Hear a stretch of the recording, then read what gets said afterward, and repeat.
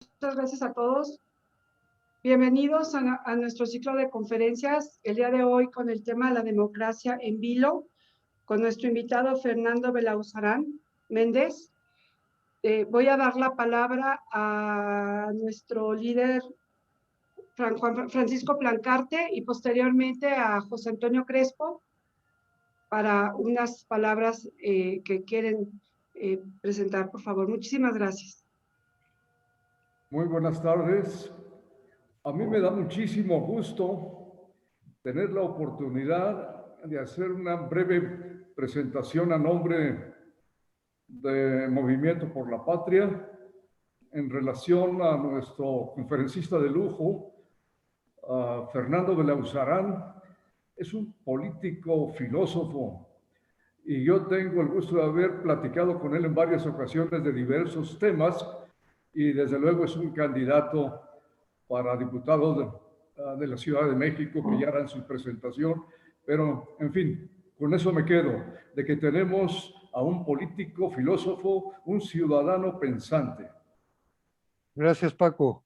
Su servidor José Antonio Crespo Pozuelo, en mi papel de coordinador en este momento, le quiero dar la palabra a José Antonio Gómez Urquiza, quien está con nosotros impulsando este ciclo de conferencias. Él, a nombre de Mexicanos por México, nos va a decir unas pocas palabras. Adelante. Muchas gracias, Antonio. Gracias, Paco. Y qué gusto, Fernando, que estés acompañándonos esta tarde. Mexicanos por México, de la mano de Movimiento por la Patria, dos grupos de ciudadanos que estamos preocupados por el país y estamos trabajando hacia el 6 de junio del 21. Esa es nuestra meta inmediata. Y hemos encontrado tantas coincidencias que hemos acordado realizar en conjunto este ciclo de conferencias. Así que a nombre de Mexicanos por México agradecemos a Movimiento por la Patria y a Fernando Belauzarán su participación esta tarde-noche. Gracias. Muchas gracias, José Antonio. Voy a dar una breve semblanza sobre la hoja de vida de Fernando. Fernando es licenciado en Filosofía con mención honorífica de la Facultad de Filosofía y Letras de la UNAM. Formó parte de la Dirección Nacional Extraordinaria del Partido Revolucionario del PRD hasta diciembre del 2020. Fue el diputado mejor evaluado de la 13ª legislatura, de acuerdo a Atlas Político, utilizando el ranking 5D desarrollado por la Universidad de Harvard. En la legislatura 13ª ocupó el cargo de secretario de la Junta Directiva de la Comisión de Gobernación e integró las comisiones ordinarias de Transparencia y Anticorrupción y la de la Radio y Televisión.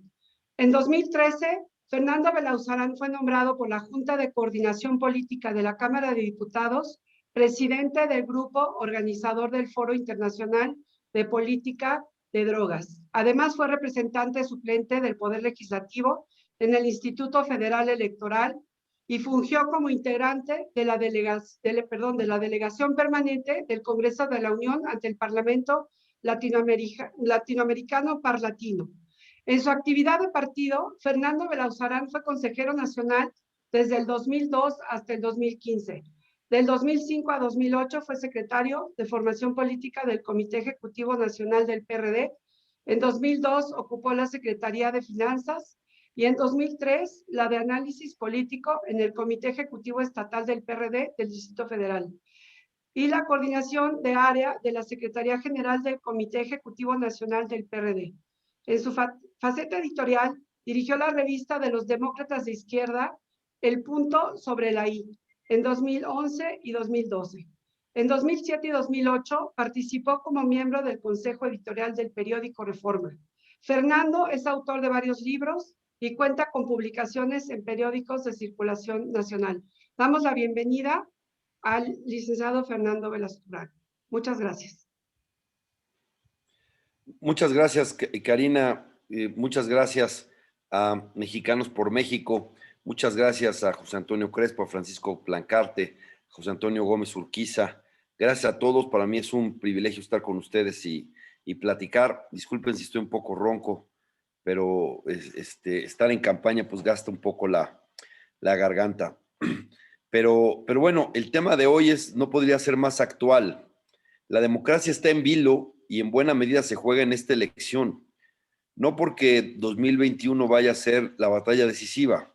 La batalla decisiva, por supuesto, será en 2024, que se decida sobre un nuevo proyecto, etcétera. Pero sin 21 no hay 24. El 21 es clave. ¿Qué es lo vamos a lo básico? No hay democracia sin división de poderes, ¿no? Y lo que estamos viendo es una concentración del poder desmedido en el presidente. Está regresando el presidencialismo autoritario, el hiperpresidencialismo autoritario con sus facultades metaconstitucionales. Incluso las ejerció desde antes de ser presidente. Recordemos cómo canceló el aeropuerto de Texcoco, a pesar de que ya había contratos firmados. No hay ninguna facultad de un presidente para haber cancelado esto, mucho menos de un solo presidente electo sin cargo todavía, pero el poder fáctico le dio para cancelar Texcoco. Y además, pues hizo gala de sus superpoderes. Recordarán que ofreció a los inversionistas de Texcoco que los iba a compensar con contratos en el otro aeropuerto. Y eso es corrupción porque no existe la figura de contratos por catafixia, ¿no? De yo te cambio este contrato por otro en otro lado. Casi lo confesó, pero bueno, el presidente lo puede todo. Y en eso está completamente convencido nuestro mandatario. Concentró un gran número de poder. Grave en el asunto del poder legislativo porque, y es uno de los temas que está en la discusión y que lo resolverá el Tribunal Electoral, la mayoría de Morena en el Congreso es espuria, en la Cámara de Diputados. Morena tuvo el 37% de los votos aproximadamente, casi 38%, y tiene más del 50% de los diputados. Cuando la cláusula de gobernabilidad dice que ningún partido puede tener más de 8% de sobrerepresentación. Y Morena tuvo pues prácticamente el doble. Tuvo 39 diputados que no le correspondían. Y que eso, sin tener la mayoría absoluta de los votos, ahora tienen prácticamente la mayoría calificada en la Cámara de Diputados. Una de sobrerepresentación que están defendiendo y lo hicieron con base en un fraude a la ley. ¿Cuál es el fraude a la ley? Que ustedes saben que lo que busca la representación proporcional es equilibrar el porcentaje de votos con el número de curules, ¿no? Ese es el principio. Bueno, lo que hacía Morena es que registraba a sus candidatos a diputados por otros partidos, de tal manera que aparecía como que hubiera ganado menos diputados de los que realmente ganó, porque Mario Delgado salió por el PT, y otros salieran por el PES, y otros salieron por otros lados, y una vez terminada la elección, en la Cámara de Diputados se suman a Morena, pero en la votación pareciera que Morena tiene un porcentaje más alto del número de curules que tenía, y entonces lo compensan, y entonces le dan más plurinominales de las que tiene. Esa es la trampa, pero rompe el principio constitucional que dice que ningún partido podrá tener más de 8% de sobrerepresentación. Por cierto, cuando se discutió eso, que se llamó principio de gobernabilidad, la izquierda se opuso a eso, ¿no? Y la izquierda lo que buscaba es que hubiera casi una representación pura, que se acercara más el número de votos al número de curules. Pero no es lo mismo ser borracho que cantinero, y ganar así la elección, pues les gustó tomar un camino que efectivamente no inventaron ellos. Los primeros que lo hicieron fue el PRI y el Verde.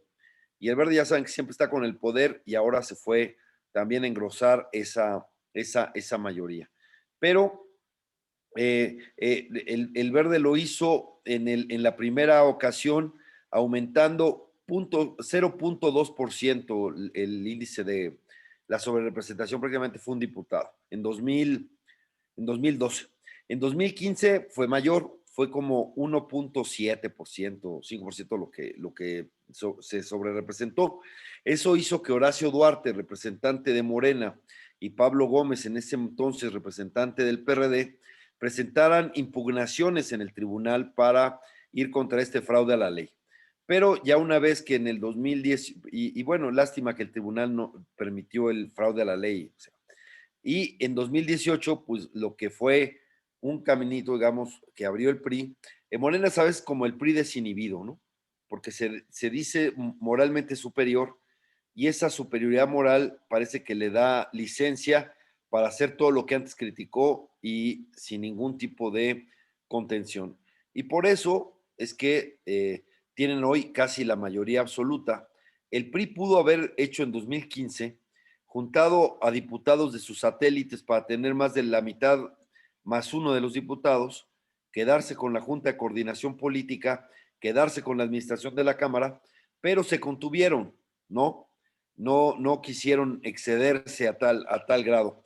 Pero Morena no se contuvo y quedó con el control, pero es sobrerepresentado. El caso es que el Congreso está en las manos del presidente. Recordarán la frase, no le mueva ni una coma a la reforma eléctrica, que pues no solo es inconstitucional, y es inconstitucional porque ya creo que fue la sala 2 de la Suprema Corte, ya había el decreto que había hecho Nale, el acuerdo, ya lo había rechazado, y la respuesta de Andrés Manuel fue meterla por la ley, pensando que de aquí a que la Corte resolviera, pues seguían avanzando. Nada más que los amparos funcionaron bien y tenían que hacerlo porque tenían ese precedente. Pero bueno, no le mueva ni una coma. Tenemos puro diputado levantaderos, ¿no? Acaban de aprobar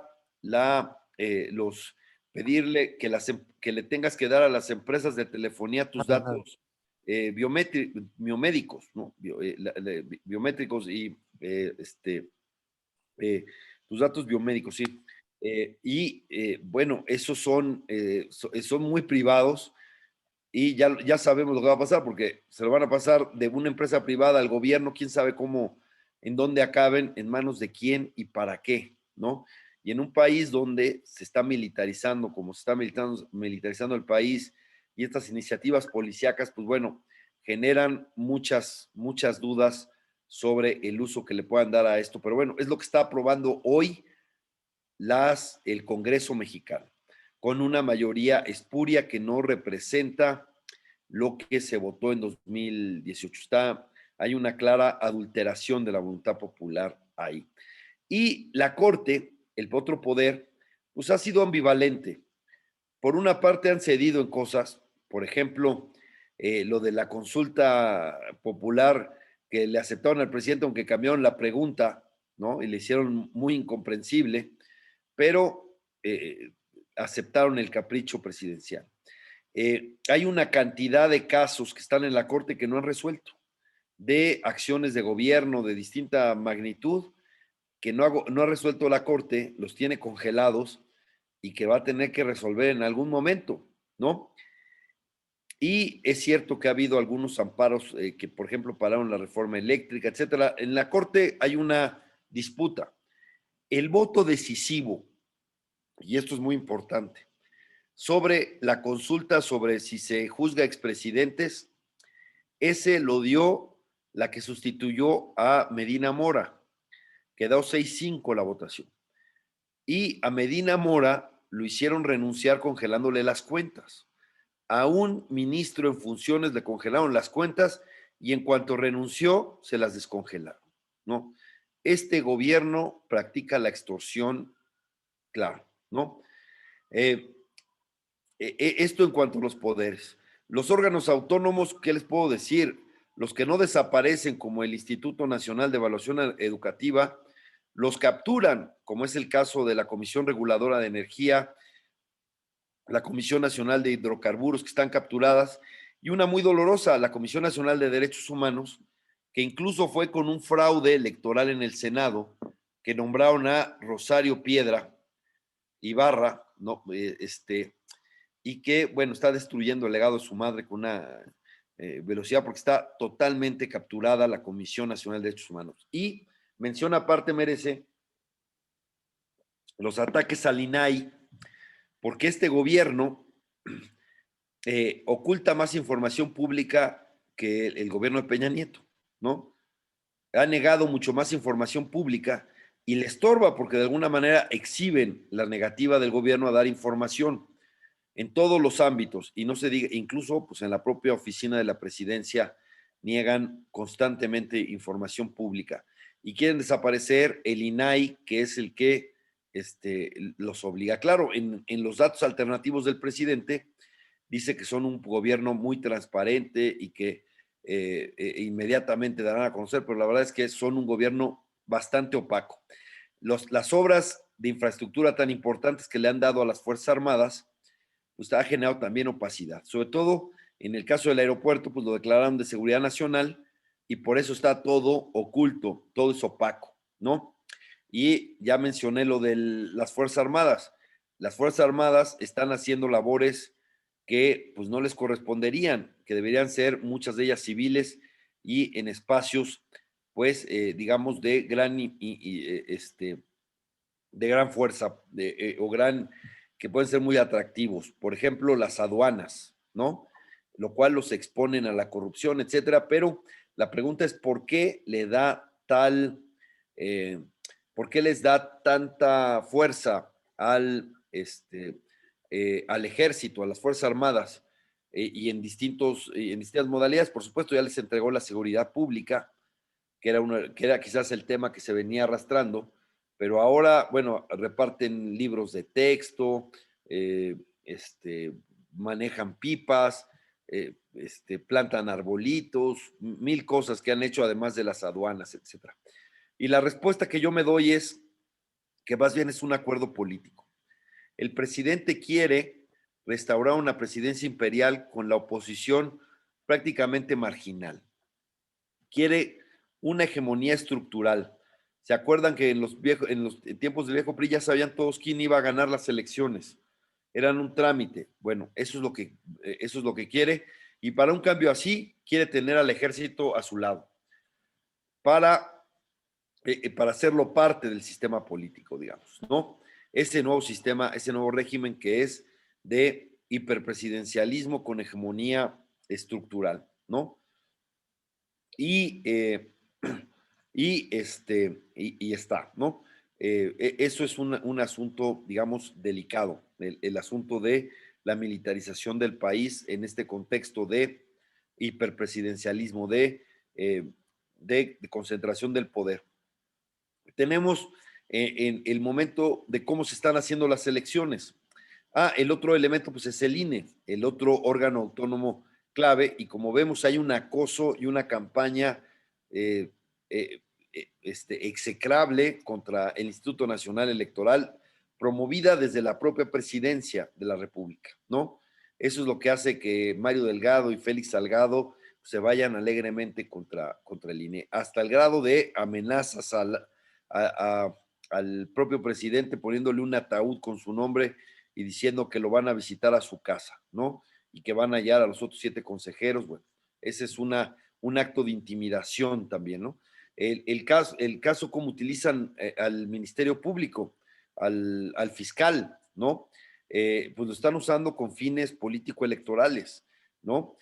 Lozoya es el corrupto confeso más consentido del planeta, ¿no? Nunca pisó la cárcel en México y tiene todas las facilidades, pero acusó a todos los enemigos del presidente en una sola denuncia, ¿no? Y ya empezaron con el show político electoral. Encarcelaron a Rosario Robles por un delito que no merece prisión oficiosa, que es el de omisión, ¿no? Y lo menos que uno puede pedir es que haya debido proceso, pero falsificaron una licencia de conducir para poderla tener en la prisión. Es un acto de venganza, clarísimo, porque recordarán lo que pasó con los videoescándalos y esto que pues Andrés Manuel López Obrador dice que no, su fuerte no es la venganza. Bueno, menos mal, ¿no? Pero el caso es que Rosario Robles está ahí por venganza política y es una presa política en el sentido de que ella debiera llevar su procedimiento, su proceso en libertad, ¿no? Pero el caso, este es un sistema que se basa mucho en la extorsión. Agarran a Cebadúa, lo hacen hablar, pero Cebadúa sigue libre, sin ningún problema, pero entrega a los enemigos del presidente, ¿no? Y el caso que creo que está más reciente y más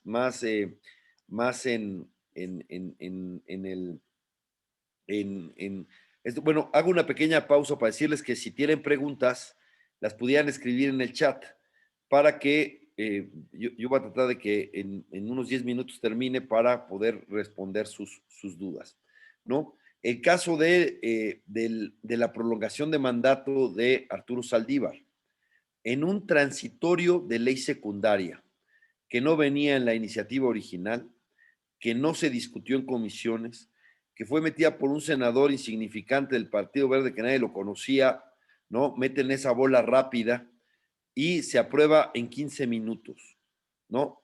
15 minutos, alargar la presidencia de Arturo Saldívar y también el periodo de muchos consejeros de la judicatura que fueron nombrados por este Senado, ¿no? Y ellos son los que nombran a los jueces, no más, ¿no? Entonces, pues miren la colonización del Poder Judicial que estaban planeando. Y el presidente ha defendido el despropósito de manera pública. Una ley secundaria, un transitorio de ley secundaria contraviniendo lo que dice la Constitución. Hay un precedente nefasto sobre esto, hay que decirlo. Por supuesto, no puede una ley secundaria estar por encima de la Constitución. Además, es una ley privativa, es decir, con dedicatoria para personas en lo específico. Ya sabemos quiénes son los beneficiados, Saldívar y los consejeros, con nombre y apellido. Y además es una intromisión en el Poder Judicial, porque al determinar el plazo del encargo y poderlo extender, pues es una forma de hacerle un favor a ciertas personas, es una intromisión en el poder judicial, ¿no? Entonces, tenemos pues que no hay división de poderes, hoy una gran amenaza hacia el Poder Judicial, pero me faltó decirles una cosa en esto y hablar del precedente. El precedente rápido es el Tribunal Electoral del Poder Judicial de la Federación. Ya estaban nombrados los magistrados y salió algo que se le bautizó como ley de cuates, que se les extendía el mandato, ya habían hasta jurado, y la Suprema Corte no consiguió los 8 votos para declararlo inconstitucional, porque había presiones políticas, y el Tribunal Electoral pues está entregado al Ejecutivo, ¿no? Lo hemos visto una y otra vez. Le permitieron las mañaneras y vemos que en las mañaneras hace campaña el presidente todos los días, ¿no? Y lo hace con singular alegría, burlándose y jactándose de cómo viola la ley, ¿no? Entonces, y el tribunal, bueno, para los nuevos partidos, pues se dio el lujo el presidente o el tribunal de cambiar de criterio en la misma sesión, ¿no? En la misma sesión a los partidos amigos del presidente los vio con una medida y a los enemigos del presidente con otra. A unos se las aceptó y a otros se los rechazó, ¿no? Porque el presidente tenía que pagar sus favores con el PES, con el partido de la maestra y con el partido del sindicalista Pedro Aces. Pero a los otros no quería a Calderón, pues a él lo midieron con otra vara, ¿no? Igual como al PANAL, que quería regresar como partido. Bueno, y en la parte electoral, pues vemos el uso obsceno de los programas sociales. Y digo obsceno porque el presidente en sus mañaneras está diciendo lo que están diciendo casa por casa, que si gana la oposición les van a quitar los programas sociales. Cosa que es falsa y se ve una manipulación, pero aparte usando los recursos públicos para hacer campaña. Y eso, pero eso no es lo más grosero, todos o lo más agraviante. Todavía más agraviante es el uso electoral de la vacuna, ¿no? Vacunaron primero sus operadores electorales, que son los llamados servidores de la nación, antes que al personal médico, ¿no? Y bueno, y hace evidente propaganda política para eso. Podría tardarme aquí muchísimo tiempo para hablar de otros excesos que ha habido en la parte de abuso de poder, ¿no? Las decisiones son caprichosas, el presidente nunca rectifica, así la opinión pública esté encima, como es el caso, por ejemplo, de Félix Salgado o el conflicto que tuvo con el movimiento de mujeres, pero la voluntad presidencial parece que quiere dejar claro que esa no cede porque sería como una muestra de debilidad, ¿no? Y bueno, el otro punto también que muestra cómo la democracia está en vilo es el atentado a la libertad de expresión, difamando y calumniando a todos los medios y periodistas críticos, ¿no? Bueno, toda persona que no piense como él ya es descalificada inmediatamente, ¿no? Cualquier crítica es porque algún interés inmoral está detrás, y esa es la descalificación casi automática que hacen sobre los medios. Por supuesto, Andrés Manuel no es un hecho aislado en el mundo. En el mundo están avanzando lo que se les llama democracias iliberales o populismos iliberales, que quiere decir que líderes populistas o líderes carismáticos que una vez en el poder se encargan de desmantelar el régimen democrático, ¿no? La pluralidad y además proscriben la pluralidad, digamos, ¿no? Hay ejemplos como Erdogan en Turquía, como Orbán en Hungría, como como Bolsonaro en Brasil, o como lo que fue Trump en Estados Unidos, o Maduro en Venezuela, u otros, ¿no? Si me permiten, la figura es, llega el líder populista y se sube sobre los escaños democráticos, y una vez que llega al techo, avienta la escalera para que nadie más vuelva a subir. Y termino diciendo, antes de pasar a las preguntas, lo que abre, o la posibilidad ominosa que abre, el hecho de lo que está pasando en la Corte con Saldívar. Si un transitorio puede extender el mandato del presidente de la Corte, a pesar de lo que diga la Constitución, pues un transitorio de una ley secundaria pudiera alargar el periodo del presidente de la República. Y dice el presidente que es necesario porque solo si Saldívar es presidente puede concluir la transformación del Poder Judicial. Bueno, ese argumento lo puede decir el presidente, decir que solo él puede culminar la transformación de este país y por lo tanto prolongar su mandato, ¿no? Pues eso es lo que nos jugamos en buena medida en el país en estas elecciones. Si va a haber contrapeso, es muy importante que el Poder Legislativo vuelva a ser independiente, pero yo les puedo decir que el país está en una situación grave de crisis económica.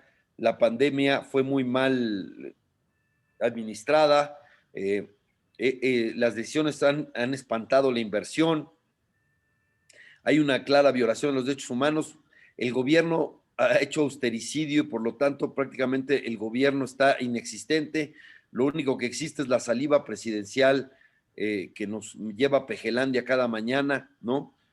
Totalmente al margen de lo que pasa en el país, pero sí está avanzando en la concentración del poder y en su intento para perpetuarse en el poder, sea por él o por un maximato de una persona cercana, pero en eso anda, ¿no? Yo creo que no descarta la reelección, él dice que no, pero ya había dicho antes que lo diéramos por muerto, ya había dicho antes que si en 2012 perdía se iba a su rancho, y si no, pues buscar a uno, si ve que no le alcanza, pues buscar a un incondicional. Pero todo lo que se logró en la transición a la democracia, esas 3 décadas de transformaciones, de cambio, hoy están en riesgo por uno de sus beneficiarios, ¿no? Es cierto que hubo errores, hubo contradicciones, hubo problemas o incluso algunos pequeños retrocesos en algunos puntos, pero eso no fue una concesión del poder, fueron conquistas de la sociedad, conquistas generacionales que hoy están en riesgo por alguien que se benefició de esas reformas democráticas. Y bueno, dejo hasta ahí para decirles por qué está en vilo nuestra incipiente democracia. Las instituciones, en Estados Unidos resistieron las instituciones, hubo una toma del Capitolio muy connotada, pero resistieron las instituciones, nada más que en México no tenemos instituciones tan fuertes y eso hace que sea un riesgo mayor, pero si tenemos una esperanza es en el voto. Y estas votaciones, a pesar de que la cancha está desnivelada por el uso de programas sociales, porque el presidente hace campaña todos los días, porque están usando la vacunación electoralmente, a pesar de eso, al menos se van a contar los votos con importante certeza, ¿no? Si perdemos estas elecciones, quién sabe si esa sea la situación en la siguiente, en la próxima, que sería 2024. Entonces, pues nos jugamos mucho en esta elección. Ojalá que todos voten. Yo sé que la oposición no es muy sexy, digámoslo, no es muy atractiva.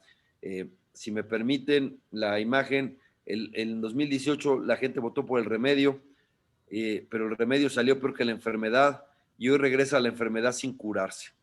Pero aún así es mejor tener contrapesos que no tenerlos más. Es vital tener contrapesos. Entonces, aunque los partidos de oposición no hayan hecho lo que hubiéramos esperado, no tengan ese cambio de rostro que nos hubiera imaginado, es mejor quitarles la mayoría en la Cámara que no. Si no lo hacemos, luego muy posiblemente nos arrepintamos, porque entonces estará avanzando el autoritarismo. Ese es el sentido de la alianza. Unidos para defender los avances democráticos que hicimos, no para regresar a como estábamos antes de 2018, sino para recuperar el camino de la pluralidad. Lo que se construyó pluralmente se está deshaciendo unilateralmente. Y para retroceso, y lo que estamos viendo es la restauración autoritaria de un régimen que no va a regresar, porque no vamos a regresar a los 70s del año pasado, pero nos puede hacer mucho daño. O sea, nos va a regresar a la dictadura no perfecta, porque este gobierno todo lo hace mal, pero sí una dictadura imperfecta con dolorosos costos en todos los sentidos, porque económicamente estamos mal, la educación está muy mal, no se está invirtiendo en ciencia y tecnología, no tienen visión de futuro, no se está apostando por las energías renovables, etcétera. Hay una visión hacia el pasado, pero el proyecto es el poder. Al presidente lo que le interesa, tiene muchísimo poder, como nadie lo había tenido en este siglo. ¿Y para qué lo usa? Para tener más poder. El proyecto es el poder. Y lo que pasa con el país parece que es secundario, mientras se haga de todo el poder y pueda quedarse y pueda tener a sus opositores en la esquina o en la cárcel o donde sea, pero que ya garantice él que ellos van a tener el poder por muchos años. Y ojalá que lo podamos detener y si por el voto llegaron, que con el voto se vayan y por lo pronto con el voto quitarles la mayoría en el Congreso. Eso sería, en la Cámara de Diputados, eso sería vital. Y por supuesto también tiene importancia las 15 gobernaturas que están en juego. Ojalá también se vote por la oposición para no regresar, insisto, al tiempo del país de un solo hombre. Bueno, estamos en el país de un solo hombre. Para que eso no se haga, no se institucionalice, no quede estructural ese hiperpresidencialismo autoritario, que ojalá no se consolide, porque de que ya regresó, vamos, hay que ver lo que está sucediendo. Bueno, pues muchas gracias y quedo a sus órdenes para las preguntas. Muchas gracias, Fernando. Iniciamos con la primera pregunta y posteriormente José Antonio Gómez Urquiza va a ir alternando conmigo. Tomaste un punto muy importante. La oposición está debilitada, probablemente sea por toda esta situación que comentas de utilizar a la UIF y amedrentar a las personas, como lo hicieron para la renuncia del presidente de la Suprema Corte. Nuestra pregunta es si nosotros como ciudadanos, a través de la votación, pudiéramos volver a apoyar a los partidos, porque también para que tuvieran una mayoría y que volvieran a recuperar esta capacidad de frenar todos los cambios anticonstitucionales que se están llevando a cabo hasta el día de hoy. Sí, claro, mira, por eso no solo es importante, por cierto, la Cámara. La Cámara es vital porque si pierden ellos la mayoría casi calificada que tienen ahorita, pues eso es un límite. Y el otro, las legislaturas de los estados, porque hoy Morena tiene como 19 legislaturas, que fueron las que se votaron en el 2000, legislaturas locales que se votaron en el 2018. Bueno, esas legislaturas locales en su gran mayoría se van a volver a votar. Si pierden ellos la mayoría en esas legislaturas, si ya no tienen 16 legislaturas, entonces también pierden la posibilidad de cambiar en automático la Constitución que hoy tienen. El 2018 les dio la llave constitucional, con la mayoría espuria en la Cámara de Diputados, con la mayoría que tienen en el Senado. Bueno, en el Senado les faltan como 9 senadores, pero en algunos temas lo pudieron hacer, pero si les quitamos la mayoría en el Congreso, eso sería fantástico. Y además pierden las legislaturas locales, las suficientes, pues les quitamos la llave constitucional para que no lo puedan hacer en solitario, porque el problema es que están haciendo todo en solitario, insisto, con una mayoría espuria, porque no correspondió a la votación que tenían ellos para diputados en 2018. Gracias, Fernando. Le doy la palabra a José Antonio Gómez Urquiza. Gracias, Karina. Muchas gracias, Fernando, por esta exposición. Tú siempre tan claro y tan directo. Estás compitiendo en esta elección en el distrito 15 local, con sede en Iztacalco. Díganos, ¿por qué vas por un distrito local? ¿Por qué no fuiste por un distrito federal? ¿Y qué comprende este distrito? Y aprovechando el viaje, ¿qué planes tienes al ser legislador local de la Ciudad de México? ¿En qué contribuirías para beneficio de la Ciudad de México? Sí, gracias. Mira, pues yo quería ser diputado federal. Tengo más bien una visión del país y un discurso hacia allá. Esa fue mi saque, pero pues el dirigente de mi partido, realmente, pues tuvo otra visión. Yo creo más bien que pues, nos quiso castigar a los que nos decíamos Galileos y pues sintió que era el momento para castigarnos. Yo creí que era el momento para enfrentar la restauración autoritaria y pues me cerraron el paso en mi propio partido y fue el PAN que fue generoso. Distintas organizaciones de la sociedad civil hicieron la petición, habían hecho la petición para que fuera diputado federal. Al no salir como diputado federal, pidieron que pudiera yo entrar a una diputación local y el PAN fue generoso y me dio la candidatura, pero el PRD no quiso ir con nosotros, ni conmigo ni con Daniel Ordóñez, porque también es Galileo. Y bueno, ¿qué te digo? Las vallas del sectarismo luego son más difíciles de flanquear que las vallas de Palacio Nacional que pusieron ahí con la marcha de las mujeres. Y ni modo, pues hay que ver hacia adelante, pero tenemos buena oportunidad. La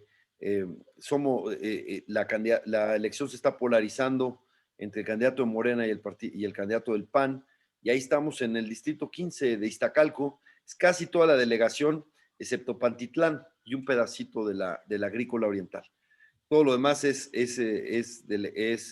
Iztacalco, y yo veo que hay una buena oportunidad. He tenido buena respuesta a los vecinos. Yo siento que va a haber un voto de castigo, ¿no? ¿Qué hacer en la diputación local? Bueno, muchas cosas. Una, exigir que la jefa de gobierno sea eso y no regenta, porque lo que vemos es que está más preocupada por quedar bien con el presidente que por cumplirle a los ciudadanos. Un caso claro es el hecho de que no ha puesto como obligatorio el uso de cubrebocas en espacios públicos, ni siquiera en espacios públicos cerrados, ¿no? Y todo eso para no importunar al presidente que hace todos los días una mañanera en la Ciudad de México en un espacio público cerrado, ¿no?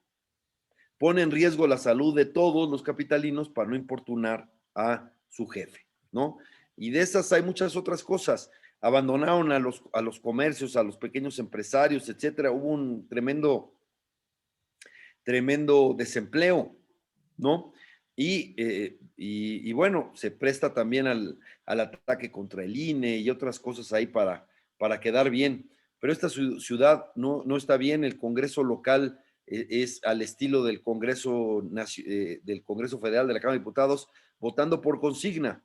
Y entonces un diputado que sirve al poder, pues entonces deja de representar a los ciudadanos, ¿no? Un diputado tiene que exigirle al poder que cumpla con su responsabilidad, ¿no?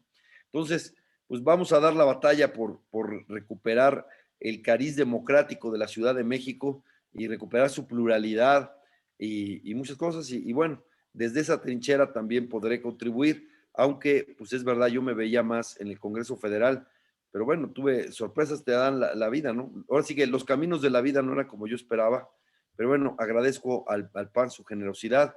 Creo que tenemos una buena oportunidad en Iztacalco y la candidata a diputada federal es aliancista y por supuesto que la vamos a apoyar, ¿no? Lo importante para nosotros es ganarle a Morena. No vamos a perder eso de vista, ¿eh? Los otros candidatos que pusieron partido están más preocupados porque no gane la oposición que no quieren.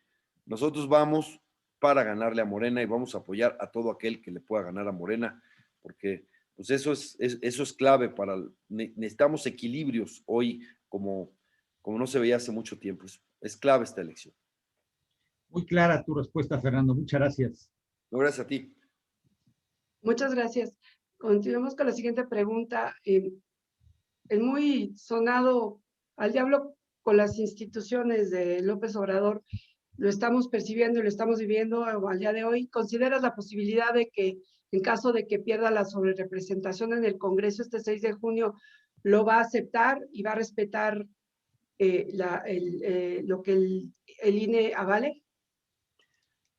Es buena pregunta. La verdad es que el presidente es muy mal perdedor. No sabe perder. Pero además es muy tramposo, porque hoy está haciendo trampa. Incluso el tribunal fue muy tímido y le dejó unos temas tabús que no puede tocar. Le mantuvo la mañanera, lo cual ya era problemático, y le dejó unos temas que no iba a tocar y no los ha respetado, ¿no? El INE ya le llamó la atención y hoy volvió a publicar la encuesta en donde está Reforma. Dice que no se mete en la elección, pero habla del Partido Conservador para atacarlo. Está haciendo campaña todos los días, es un mitin de campaña, ¿no? Entonces, es buena pregunta. Si pierde, pero no le va a quedar de otra porque se califica la elección y pues es muy complicado que pueda modificar muchos resultados electorales. Es complicado, aunque el tribunal de última instancia está a su servicio, que es el tribunal electoral. Pero si cambia la correlación de fuerzas, aunque él se va a aferrar, desgraciadamente no existe en la transición, en los regímenes de la transición, los gobiernos de la transición, no se puso un verdadero control presupuestal a la presidencia, ¿no? El presidente puede modificar los presupuestos a su antojo sin ningún tipo de problema. Y ese margen de maniobra es un error. Se debió haber puesto, ojalá sea una de las cosas que la Cámara impulse, que si el presidente modifica un rubro en determinado porcentaje, tendría que volver a ser acordado por la Cámara de Diputados para que pudiera haber esa modificación, una especie de control presupuestal de la Cámara. No existe. Y lo que va a hacer Andrés Manuel pues, es aferrarse, ¿no? Y va a haber confrontación con la Cámara, va a gobernar con decretos, un poco como gobernó la Ciudad de México de 2000 a 2003, que no tenía la mayoría en la Asamblea Legislativa, así se llamaba entonces. Pero es mejor, porque entre otras cosas, si ya no tiene control del Congreso y de la Cámara, ciertos actores podrán sentirse con mayor libertad de no someterse al Ejecutivo. Porque, por ejemplo, al Tribunal Electoral les tienen la guadaña en la cabeza. Te modifico la Constitución y te saco, ¿no? Si tú le quitas esa posibilidad, pues bueno, les quitas esa amenaza que tienen todo el tiempo sobre su cabeza y eso seguramente ayudaría a que se sientan un poco más libres. Entonces, es muy importante quitar la, aunque si creen que con eso el presidente va, déjale, no, él es muy necio y siempre dobla la apuesta, pero es mejor que las instituciones estén del lado de la democracia y el Congreso es una institución fundamental. Muchas gracias, Fernando. Les cedo la palabra. Mario Sotomayor pregunta, al agotarse las instancias nacionales, se podría acudir a instancias internacionales. Venezuela lo ha hecho y no ha sucedido nada. ¿Crees que sería una opción para nosotros si se agotan las instancias nacionales? Es la pregunta. Sí, bueno, de hecho ya hay instancias internacionales interviniendo, de alguna manera. La Comisión Interamericana de Derechos Humanos reaccionó a la prolongación de la ley Saldívar y lo hizo prácticamente al día siguiente, ¿no? Human Rights Watch, etcétera. Y claro que van a entrar. Y el problema que tiene es que Andrés Manuel tenía una relación de complicidad con Trump. Por eso estaba entregado, ¿no? A Trump no le importaba lo que pasaba en México, a Andrés Manuel lo que pasaba en Estados Unidos, e hicieron un acuerdo de complicidad. Pero Biden es otra cosa, ¿no? Y esto es algo, o sea, no es casual que Andrés Manuel haya sido abyecto frente a Trump, que es el antimexicano, y apenas Biden está, entonces ahora se hace el nacionalista, ¿no? Y cambia todo, pero ese poder fáctico que tenía a su lado con Trump, hoy ya no lo tiene a su lado. No quiere decir que sea su enemigo, pero ya no es su cómplice, ¿no? Y eso va a jugar en muchas cosas, por ejemplo, en el cambio climático, con el asunto de las energías renovables, el asunto del capítulo laboral del TEMEC, ¿no? Que México no ha cumplido y que los sindicatos norteamericanos van a presionar, y por supuesto en derechos humanos y democracia. Las resoluciones o las recomendaciones de las empresas de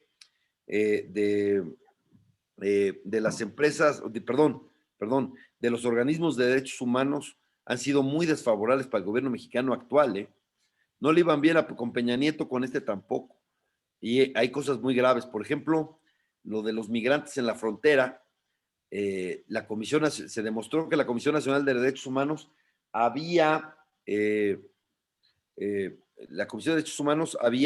ocultado los testimonios de los migrantes. Algo gravísimo, gravísimo, ¿no? Y eso pues ya está ya es de conocimiento de los organismos internacionales. En el tema de los derechos humanos, esto es global, claro. Lo que dices de Venezuela, pues sí, Maduro gobierna al margen de la comunidad internacional o dándole la espalda a la comunidad internacional, ¿no? Eso es cierto. Pero en México todavía tenemos más oportunidad porque no está consolidado, ¿no? ¿Y por qué se consolidó el chavismo a pesar de sus malos resultados? Por dos razones. Una, porque al principio tuvieron el boom petrolero. Y eso fue una gran cantidad de dinero que dio y repartió. Y segundo, porque la oposición estuvo en la mezquindad por mucho tiempo en Venezuela, ¿no? Y cuando pudieron, no lo enfrentaron para ganar, y ahora pues es muy complicado porque las reglas del juego son muy desfavorables para los opositores en Venezuela. Ya tiene casi un gobierno con una hegemonía estructural, que es lo que quiere Andrés Manuel, pero allá la tienen ya consolidada, de tal manera que aunque el gobierno haga pésimo trabajo, siguen ganando elecciones, ¿no? Porque tienen un gran voto clientelar. En la pobreza, el voto clientelar tiene mucho más fuerte. Quizás a eso se refería el presidente cuando dijo, la pandemia nos cayó como anillo al dedo, ¿no? Perdón, quisiera hacer una pregunta. ¿Puedo entrar? Sí, claro, Paco, adelante. Estimado Fernando, nosotros ya damos por hecho que vas a ganar, que vamos a tener a un diputado en el Congreso de la Ciudad de México. Y mi pregunta es la siguiente: si para el segundo semestre de este año, de acuerdo con las circunstancias que se presenten, se convoca a una gran protesta, a una gran manifestación de carácter social pacífico, un movimiento social pacífico que exigiera la renuncia del presidente López Obrador, ¿tú como legislador participarías? Bueno, más que nada, más que la renuncia, les voy a decir que eso está vinculado con lo que se llama revocación de mandato, que le llama así Andrés Manuel, que en realidad es un refrendo, ¿no? Y eso está pensado para marzo de 2022. Pero independientemente de ello, mi pregunta es si brota por parte de la sociedad civil un movimiento social pacífico masivo, convocando a 2 o 3, 4 millones de personas, ¿apoyarías tú a la exigencia de que renuncie López Obrador, teniendo una masa crítica de sí. 2 o 3 millones? Mira, si 2 millones se movilizan en el Zócalo para pedir la renuncia del presidente, pues por supuesto que sí, ¿no? no sería cualquier cosa, porque estaría vinculada con la elección o con la revocación del mandato del 22. Nada más que es algo que tenemos que pensar, ¿no? Tenemos que reflexionar. ¿Nos conviene o no nos conviene? Porque es un refrendo y recuerden que la lógica es, si el populista es, si el pueblo puede decidir que se vaya, también puede decidir que se quede, ¿no? Y esa puede ser una vía hacia su reelección o algo que pueda aprovechar para su reelección. Okay. Entonces, es algo que yo lo veo como algo, lo veo con mucho, por lo menos con cierta precaución, pero si se da, ese procedimiento y están las condiciones, por supuesto que tenemos que ir porque se vaya, ¿no? ¿Estás de acuerdo en que se vaya? Pues sí, que se vaya, si es que se dan esas condiciones, pero yo todavía tengo ciertas reservas, porque puede ser una trampa que favorezca a la reelección, a que se continúe el mandato, ¿no? Entonces, pero bueno, no lo descarto, si es posible, y sobre todo, si 3 millones o 4 millones marchan, pues imagínate el tamaño del movimiento y de la inconformidad que eso significaría, ¿no? Gracias, Fernando. Aquí tenemos otra pregunta interesante. ¿Qué pasa respecto al veto del presidente? La pregunta es la siguiente: de ganar la oposición para hacer contrapesos y revirar algunas modificaciones que se han estado aprobando, ¿crees que él logre lo que comentó, o que se pueda más bien constitucionalmente de vetar lo que no le guste, ya teniendo un contrapeso dentro del Congreso? El presidente no tiene veto. Eso es una mentira.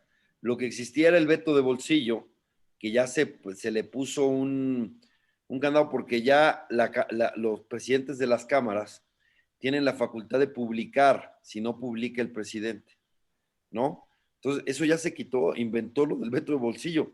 Lo que sí tiene es que como no hay control presupuestal, que lo que más le importa es el manejo presupuestal, ¿no? Entonces, ¿qué pasa si la Cámara de Diputados aprueba un presupuesto y el presidente ejerce otro? ¿Qué pasa? Ahí hay una laguna muy fuerte. No sé si aquí hay un jurista, pero me parece que esa es la gran laguna que tiene. No hay un mecanismo de control presupuestal en donde lo obliguemos a que, si desvía recursos del presupuesto, pues tenga una sanción, etcétera, tenga que informar, ¿no? El presidente puede modificar en los hechos el presupuesto aprobado sin rendir cuentas, ¿no? Y eso quizás sea su apuesta, más que el veto. El veto no existe. No existe ya el veto de bolsillo, ya lo quitaron, porque si él no lo publica, lo puede mandar publicar el presidente de las cámaras, ¿no? Cualquiera de los presidentes de las cámaras. ¿Tiene algo que ver con la partida secreta presupuestaria? No, la partida secreta era otra cosa. Pero como lo está manejando él, pero en los hechos hay una partida secreta para el presidente, porque él decía, y todos los excedentes, el presidente está decidiendo qué se hace con ellos, ¿no? Si yo calculé un precio y me llegó más, decide arbitrariamente qué hacer con ello. Entonces, es una especie de partida secreta lo que tiene él, porque tiene un manejo muy discrecional de un manejo muy discrecional del presupuesto. Bien, gracias. José Antonio. Gracias, Fernando. Sí, José Antonio Crespo, querías intervenir. Sí, muchas gracias. Mira, no cabe duda que es un presidente que ha manejado de una manera magistral la mentira, el engaño, la ilegalidad,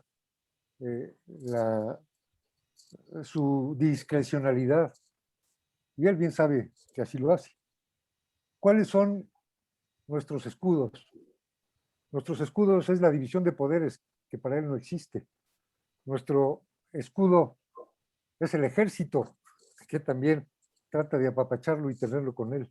Pero nuestro gran escudo, del que estamos muy orgullosos y creemos que se nos defiende de todo, es la Constitución. Él se ríe de la Constitución.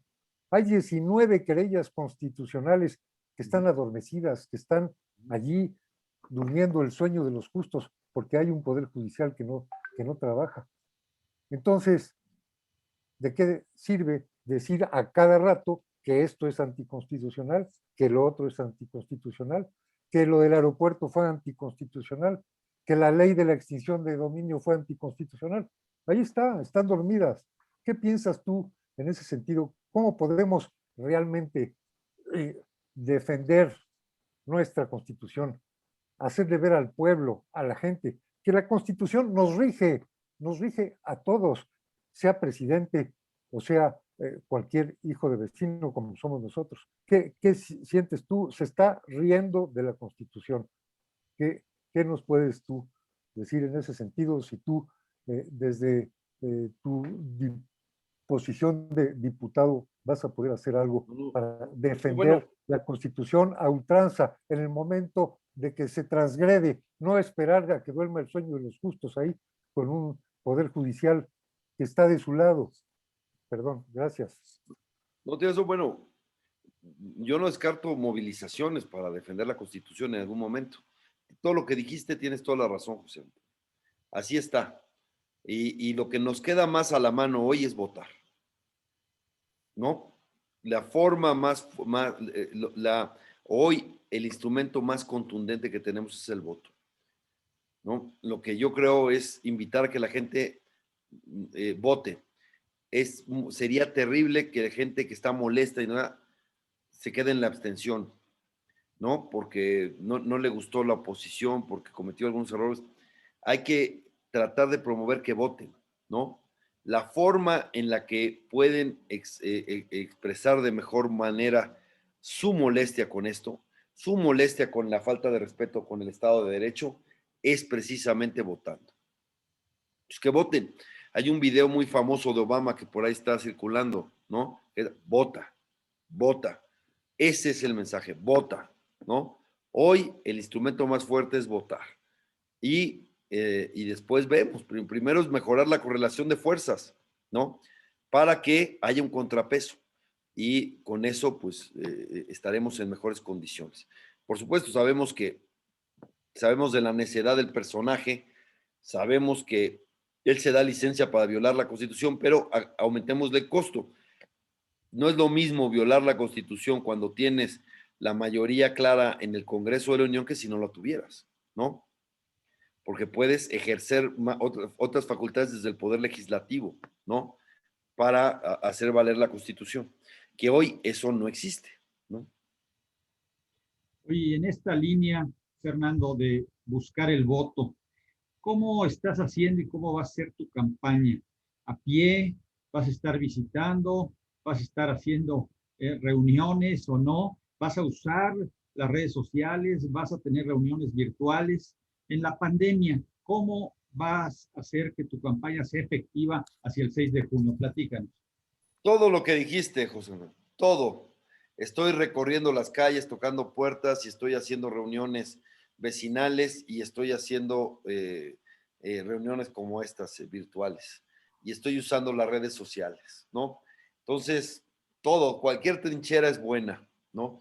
Por cierto, si conocen a algún ciudadano en Iztacalco, él les encargo, por favor, ¿no? Y díganle, es importante y vamos a ver, ojalá. Yo siento que la clase media va a castigar fuerte a este ejemplo, lo siento.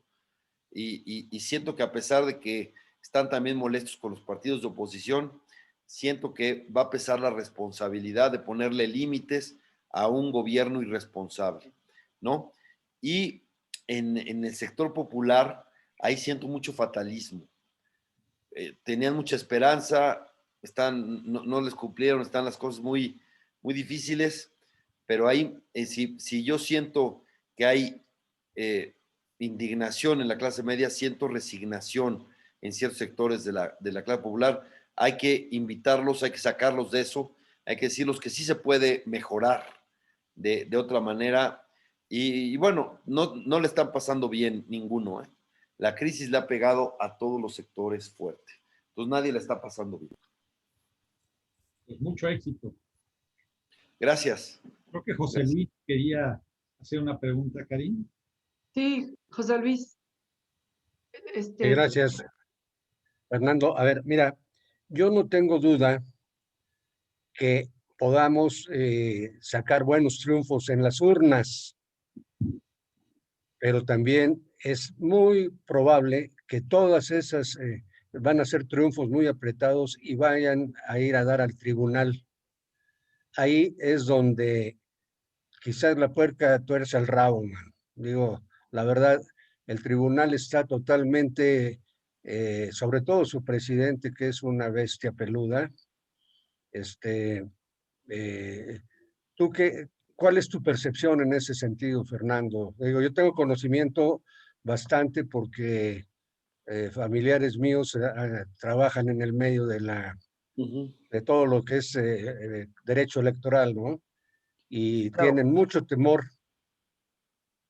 Sí, ¿No? nada más, tiene razón. Nada más que son tantas elecciones. ¿Sí? Imagínate cuántas pueden anular o cambiar, o sea, y además la presión de la opinión pública va a pesar. El Tribunal Electoral está muy desprestigiado, sobre todo el presidente está muy desprestigiado, bueno, está indiciado, ¿no? Y lo tienen, pues, si alguien está amenazado, pues es él. De todas maneras ha sido muy obediente, ¿no?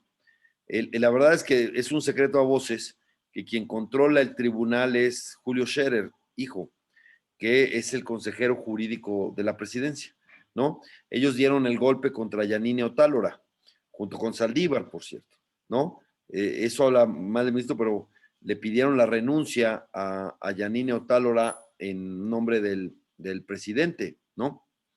Y lástima que Yanine lo haya aceptado, ¿no? Pero desde ahí hay una degradación del tribunal fuerte. Pues lo que hay que apostar es a la presión pública, ¿no? Entre mayor presión pública haya, el tribunal va a tener menos margen de maniobra, me parece, ¿no? Y es clave la elección de diputados. ¿Cuántas elecciones podrá anular o modificar? O acá no la tiene fácil, ¿eh? Va a tener la lupa encima el tribunal. De por sí ahorita está sufriendo una presión muy fuerte, ¿no?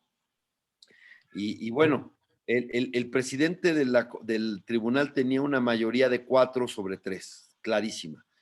Pero con el escándalo que se hizo de que él quería manejar el dinero a discreción del tribunal, otros 2 consejeros, por lo menos en una, le votaron en contra, ¿no? A lo mejor vamos a ver qué pasa, pero lo primero es votar y lo segundo será pues hacerle marcación personal a los magistrados para que no cambien el sentido del voto. Mira, yo estoy de acuerdo contigo que la presión es muy dura, pero ya lo vimos, José Luis Vargas ya está, ha tuiteado varias veces que Salgado Macedonio tiene todo el derecho de ser candidato, ¿no? O sea, y se saltó las trancas, regresándole la pelota al INE, no quisieron tomar, porque no le era favorable dentro del tribunal la decisión, y entonces la mandó al INE de regreso. Lo que quiso hacer José Luis Vargas, hacer eso, es decirle al presidente que le sigue siendo fiel, Sí. ¿no? Y la verdad es que de mala manera, porque como le mandas la pelota al INE, podía regresar otra vez al tribunal, ¿no? Y tú estabas prejuzgando. Entonces, Vargas prejuzgó ya antes de que le llegara el tema. Pero bueno, hay que seguir presionando. No sé si vieron que le mandó una carta a Ricardo Rafael y la respuesta de Ricardo Rafael pues fue contundente, ¿no? Y tiene razón, en una de esas pues se mantienen. Vamos a ver, vienen momentos decisivos y en la medida que la gente vote más y se manifieste más la voluntad ciudadana de ponerle un alto al presidente, pues en esa medida el tribunal tendrá menos margen de maniobra, ¿no? Gracias, Fernando. Y ojalá que se dé este voto de castigo que yo siento en ciertos sectores porque urge, ¿no? Muchas gracias, Fernando. La última pregunta ya para terminar. ¿Crees que parte de esa sensación que tenemos de la falta o la debilidad que hay en los partidos es por falta de liderazgo? Sí, bueno, el sistema político mexicano sí estaba en un proceso de desgaste, eso es claro, y sí necesitaba una renovación. El tema era, a ese desgaste del sistema político de la transición, ¿cuál era la salida que le dabas? Si una salida democrática o una salida autoritaria, ¿no? El triunfo de Andrés Manuel significó una salida autoritaria que para mi gusto no es salida, al revés. Y lo que estamos viendo es que lejos de ser una renovación del sistema político, lo que hizo más bien fue asentar su descomposición, ¿no? Y esa descomposición del régimen político también determina que faltan liderazgos en los partidos de oposición, es cierto, ¿no? Pero tenemos tiempo para que surja algún liderazgo importante, claro, distinto, no queremos otro caudillo, ¿no? Algo más democrático, que vaya más acompañado, que no sea un mesías, ¿no? Y sí necesitamos liderazgos. Y yo creo que hay tiempo para construirlo, y sobre todo pensando que la batalla por la presidencia será en 24, ¿no? Si en 22 hay una renuncia del presidente por la presión, pues bueno, lo que dice la Constitución es que se nombra a un sustituto, ¿no? Y en las condiciones actuales, pues el sustituto sería alguien completamente afín al presidente, sobre todo si lo elige el Senado. Pero la gran batalla por el país, yo la veo en 24, de cualquier manera, ¿no? Y ahí tenemos tiempo de aquí al 24 para que surjan liderazgos y que vayamos con un personaje que nos unifique hacia, unifique hacia la elección del 2024. Bien, muchas gracias. ¿Alguna otra persona quiere hacer alguna pregunta adicional, miembros del Consejo? Fernando, te agradecemos tu tiempo, tu valioso tiempo. Y nos quedó claro hacia dónde va la democracia si no votamos este 6 de junio. Estamos seguros de que vas a ganar. Cuentas con nuestro apoyo. No voto porque muchos no estamos ahí en esa jurisdicción, pero estamos contigo, apoyándote. Y te agradecemos nuevamente tu participación en nuestro ciclo de conferencias. Muchísimas gracias.